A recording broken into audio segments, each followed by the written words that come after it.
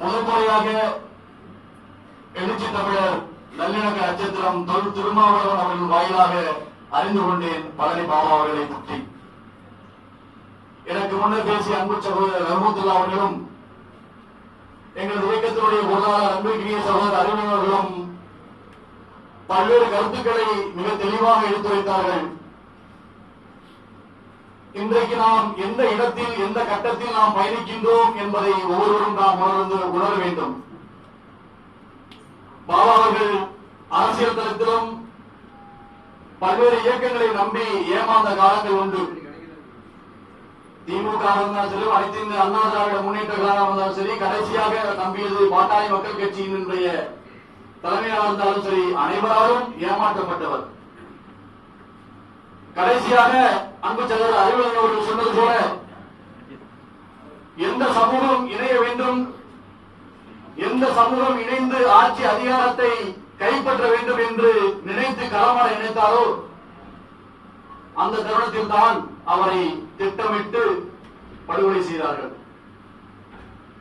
ஆக காலத்தில் அருமை தோழர்களே, இந்திய தேசிய முஸ்லிம் கட்சி இப்போது புதியதாக இங்கே உதயமாகி தலைமை பொறுப்பேற்றிருக்கிற அன்பிற்குரிய சகோதரர் முஜிபுர் ரஹ்மான் அவருடைய தலைமையில் நாமெல்லாம் ஓர் அணியில் இணைந்து பயணிக்க வேண்டிய காலத்தின் கட்டாயம். இன்றைக்கு இந்தியாவினுடைய நிலையை நாம் அறிந்து கொண்டிருக்கின்றோம்.